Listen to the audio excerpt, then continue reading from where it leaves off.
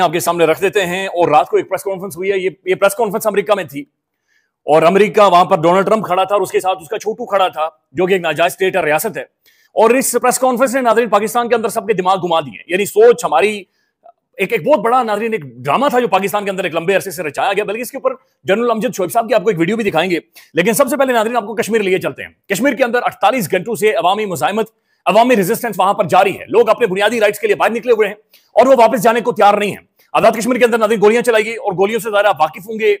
9 मई के दौरान भी गोलियां चली थी, फिर 26 नवंबर को भी गोलियां चली थी। तो बहुत कुछ पाकिस्तान के अंदर हुआ है। लेकिन यही इसी तरह का एक मॉडल कश्मीर के अंदर नजर आया जहां पर प्रोटेस्टर्स को रोकने के लिए पहले चंद घंटों में ही फायरिंग हुई, तड़ तड़ तड़ करती हुई बंदूकें। यानी बेशुमार ऐसी वीडियोस मौजूद हैं कि 8-8, 10-10 मिनट तक लगातार गोलियां चलती रही हैं। उसके बाद नाज़रीन एक शख्स की जान चली गई, 21 से 22 लोग जख्मी हो गए। लेकिन अवाम का नाज़रीन रिएक्शन गैर मामूली था। पहले चंद लाख लोग सड़कों पर थे, उसके बाद नाज़रीन मिलियंस में लोग सड़कों पर निकल आए। कोई गांव, देहात, बाजार, सड़क ऐसी जगह नहीं बची कि जहां पर लोग बाहर नहीं आए। गुस्सा और ज्यादा बढ़ा। उन्होंने कहा कि जनाब ये अब बात यहां से आगे नहीं जाएगी, चाहे आप एटम बम मार दें, हम अपने मुतालबात से पीछे नहीं हटेंगे। तो अभी की 48 घंटों बाद सूरत हाल यह है कि कश्मीर के तमाम तर शहरों के अंदर अवाम बैठी हुई है। वहां पर उन्होंने धरना दिया हुआ है और काफिले मुख्तलिफ एंट्री पॉइंट्स की तरफ पहुंच रहे हैं। यानी कश्मीर के 4 एंट्री पॉइंट्स जो कश्मीर को पाकिस्तान के साथ मिलाते हैं उन्हें प्रैक्टिकली बंद कर दिया गया है। मुख्तलिफ जगहों के ऊपर, जैसे वीडियो में आपको दिखाता हूं कि जहां पर कंटेनर्स को उठाकर अवाम ने नीचे फेंक दिया है। ओवरसीज पाकिस्तानी जो कश्मीरी डायस्पोरा है बरतानिया के अंदर प्रोटेस्ट कर रहा है। पाकिस्तानी हाई कमीशन के बाहर, पाकिस्तानी काउंसलेट्स के बाहर लोग खड़े हैं। फिर अक़वाम मुत्तहिदा को ओवरसीज कश्मीरियों ने बाकायदा ऐसे खतूत लिखे हैं एंटोनियो गुटारेस को कि बराए मेहरबानी कश्मीर की सूरत हाल को देखा जाए। पाकिस्तान का मीडिया नाज़रीन मुकम्मल तौर पर झूठ बोल रहा है, फ्रॉड कर रहा है, एक गलत मजमूम जाली घटिया किस्म का प्रोपेगेंडा कश्मीरी इस तहरीक के हवाले से कर रहा है। और बल्कि कश्मीरी लीडर्स ने भी ये कहा कि जनाब हम ऐसे मीडिया पर लानत भेजते हैं। और उन्होंने कहा कि हम वैसे तो नहीं देखते थे, लेकिन हमें नहीं पता था कि पाकिस्तान का प्राइम टेलीविजन या मीडिया इस हद तक ये बेगैरती कर सकता है या गिर सकता है या इतना झूठ बोल सकता है। नारे वहां पर लोग मारे जा रहे हैं। बल्कि आज जॉन अखबार ने लिखा भी है कि वहां पर मुस्लिम कॉन्फ्रेंस, एक पॉलिटिकल पार्टी नाज़रीन उसका इस्तेमाल करते हुए उसकी रैली के अंदर गुंडे डाले गए जो कि सिविल कपड़ों में थे, उन्होंने बंदे मार दिए। और पाकिस्तान का प्राइम टेलीविजन ये कह रहा है कि अवाम ने, जिनके बारे में डॉन न्यूज ये लिख रहा है कि वो पीसफुल प्रोटेस्टर्स थे, उनके ऊपर इल्जाम लगा दिया पाकिस्तान के टेलीविजन नहीं नहीं नहीं ये उस रैली के ऊपर हमला कर रहे हैं। और एक माहौल वहां पर बाकायदे से बनाने की कोशिश की गई है। अब रात को नाज़रीन लोग बैठे, उन्होंने कहा जनाब ये एफआईआर जब तक नहीं होती, सवाल ही नहीं पता होता कोई थाना फंक्शनल हो, सवाल ही नहीं पता होता कि वहां का जो इदारे हैं वो काम कर सके। लिहाजा रात को एक एफआईआर भी बाकायदे से करवाई गई है और इस वक्त भी एहतजाज जारी है। रात को लोग सड़कों के ऊपर बैठे रहे, रात को हलवा भी उन्होंने खाया है। एहतजाज नाज़रीन उसकी अपनी अपना एक माहौल होता है। लिहाजा रात को लोग सड़कों के ऊपर सोए हैं, रास्तों पर बैठे रहे और अभी भी रास्तों के ऊपर मौजूद हैं। तो यह हालिया तारीख की नाज़रीन इस पूरे रीजन की एक मैसिव डेमोन्स्ट्रेशन है, मैसिव प्रोटेस्ट है जो कि आजाद कश्मीर के अंदर हो रहा है, जो कि अनप्रेसिडेंटेड है, गैर मामूली। इसके अंदर बहादुरी, जुर्रत, दिलेरी, हिकमत, ये सारी चीजें नजर आती हैं। एक ग्रेटर डायलॉग होना चाहिए जो कि अभी तक नहीं हो सका। अवामी जो मुतालबात है नाज़रीन, 2 मुतालबातें बड़े सिंपल है। किसी हुकूमत के खिलाफ नहीं है, सियासी जमात के खिलाफ नहीं है, किसी इदारे के खिलाफ नहीं है, अमन व अमा के खिलाफ नहीं है। मुतालबा पहला यह है कि अशराफिया की मुराद का खात्मा, यानी जजेस का, ब्यूरोक्रेट्स का, वहां के पॉलिटिशियन जो पैसे लेते हैं या जो वहां पर एक लैंड क्रूजर या डाला कल्चर है, यह खत्म किया जाए। दूसरा मुतालबा यह है कि पाकिस्तान के अंदर मुहाजिरीन की जो 12 नशिस्तें कश्मीरी असम्बली के अंदर जाती हैं, यह एक ढोंग है, ये एक थिएटर है, पिक्चर है जो कि कश्मीरी असम्बली के साथ किया जाता है। वो 12 लोग नाज़रीन, उनका 400-500 वोटर है और वो इधर पाकिस्तान के मुख्तलिफ शहरों के अंदर 78 सालों से नाज़रीन बैठे हुए हैं। मसला यह है कि वहां से डेवलपमेंट फंड भी लेते हैं, पर्क्स एंड प्रिविलेजेस भी लेते हैं, मुराहते भी लेते हैं, फिर अपने बच्चों को कश्मीर के मुख्तलिफ इदारों के ऊपर नाज़रीन एकोमोडेट भी करवाते हैं। यानी इधर से इन मुहाजिरीन का लाडला बच्चा जाता है और वहां पर जाकर इदारे का सरबराह बन जाता है।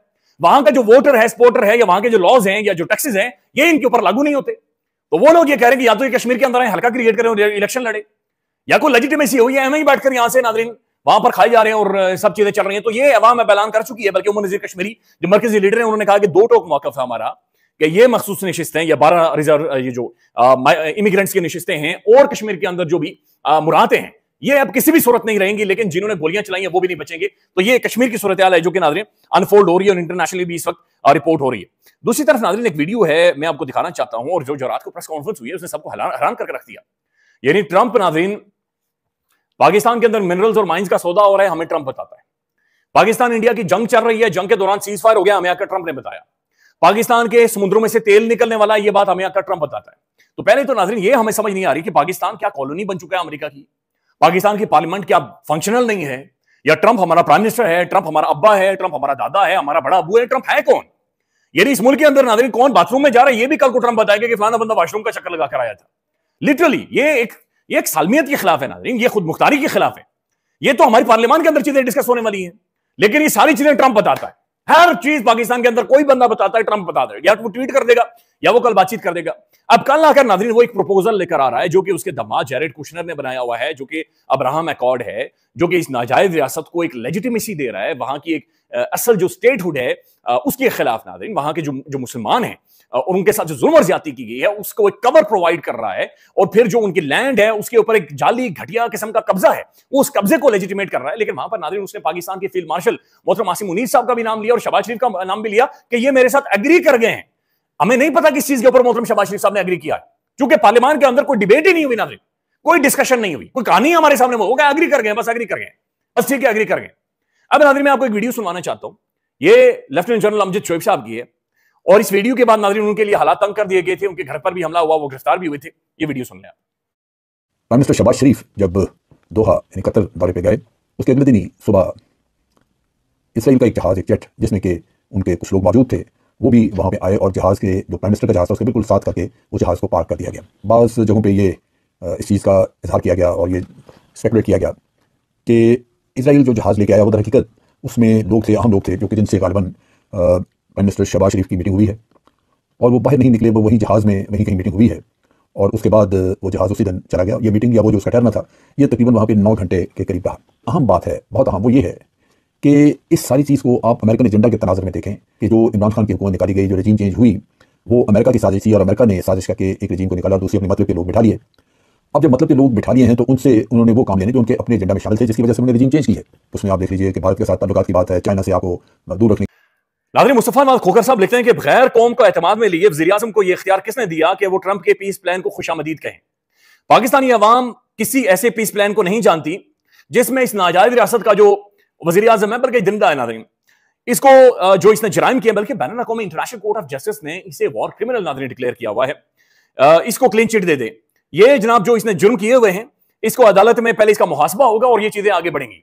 और फिर नाज़रीन वो बातचीत कर रहे हैं कि जॉइंट एक स्टेटमेंट भी आ गई मुस्लिम ममालिक की, जिसमें सऊदी अरब भी शामिल है, पाकिस्तान भी शामिल है, इनके फॉरेन मिनिस्टर्स ने भी दे दी।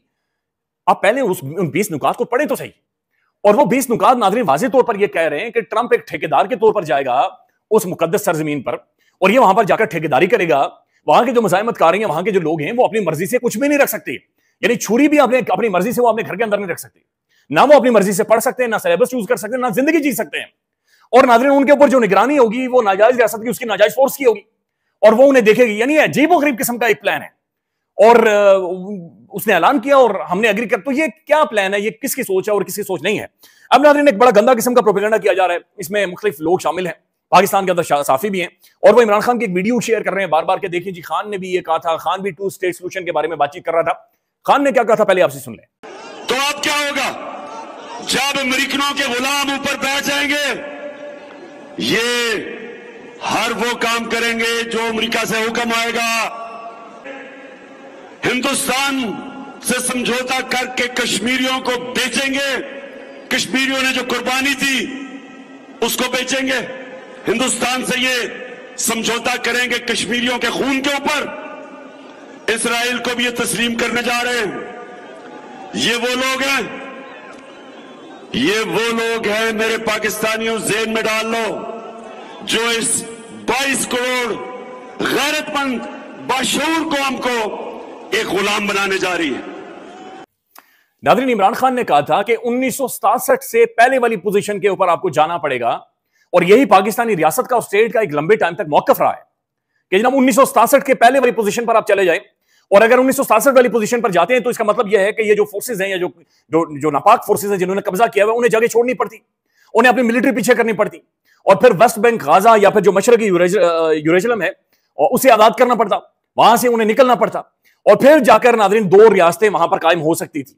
लेकिन ये जो करने जा रहे हैं नाज़रीन, ये एक अब्राहम अकॉर्ड है, ये ट्रंप के दामाद ने बनाया हुआ है। इसे एक टाइम पर इसने डोनाल्ड ट्रंप ने डील ऑफ द सेंचुरी भी कहा था, आपको याद होगा।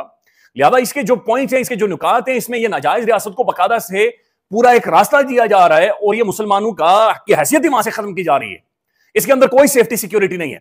फिर नाज़रीन एक और बात ये देखें कि इसके अंदर जो अक़वाम मुत्तहिदा है उसका अमल दरामद खत्म कर दिया जाएगा, यानी वो एक एनजीओ या एक नॉर्मल ग्रुप के तौर पर वहां पर देखेगा या मामलात को देखेगा। इससे पाकिस्तान का मुकदमा कश्मीर को लेकर बैनुल अक़वामी तौर पर कम पड़ गया है, यानी अक़वाम मुत्तहिदा की करारदादों के मुताबिक तो हुआ ही नहीं ना कुछ। ये तो एक अलग ही साइड पर बैठकर चंद लोगों ने एक पीस प्लान या अब्राहम अकॉर्ड लेकर आ गए हैं।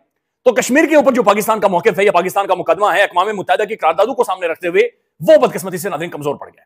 ख्याल रखिएगा, अपडेट करेंगे। अल्लाह हाफिज।